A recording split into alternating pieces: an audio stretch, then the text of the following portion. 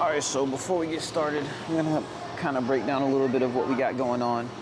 And specifically right now, what we got going on is I was watching some of the footage that I took earlier of me doing squats, and I wanted to come in here and do some corrective exercise because my form when I was doing the squat was kind of off. So we're gonna give it to y'all in a different angle here. We got 245 on right now, and we're gonna stay inside the squat area now. We're gonna really try to get our reps nice and deep. I'm not the strongest in the world, but what I really try to emphasize is getting our, getting our rep range in check like we really need to have it, because that's super important for making sure that we get strength as well as hypertrophy. So let's get it.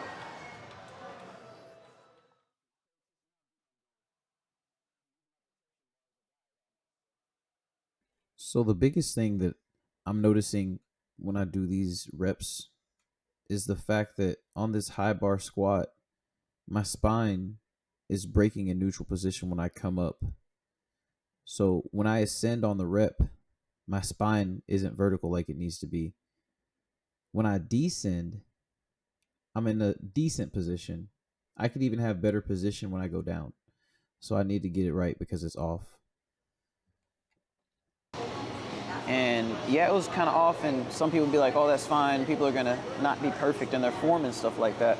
But I think it's really important that in the gym, we really try to emphasize the exposed weaknesses that we have.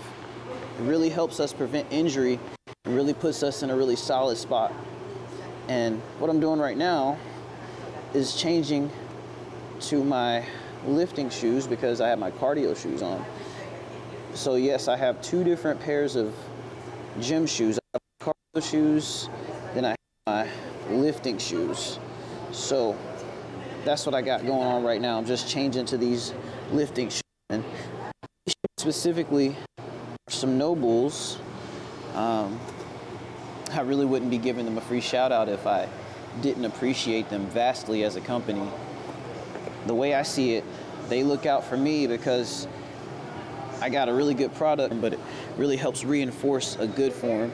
So yeah, these shoes are really flat, really solid base, and I just love them for lifting. You'll be able to see what I'm talking about through the other footage, but I really want to be able to hit that balance from a symmetrical standpoint. So let's do it. So you'll see me here. I'm really emphasizing keeping my spine in a neutral position as I go down and really focusing on making sure that I can keep my chest out as well as putting my knees out as far as I need to have them out in that particular position. And it's really helpful because it just keeps you honest. And that's what we're trying to achieve from these movements here the whole time through.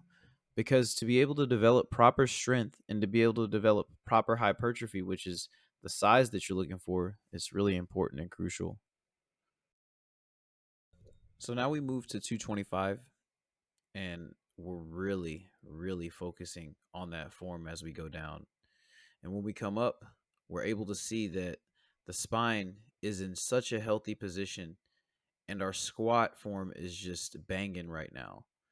We're only doing 2 to 3 reps because today's not leg day on this footage.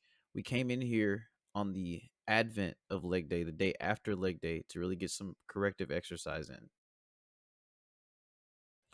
We press forward and we move on to 315 at this point. And this is just one rep.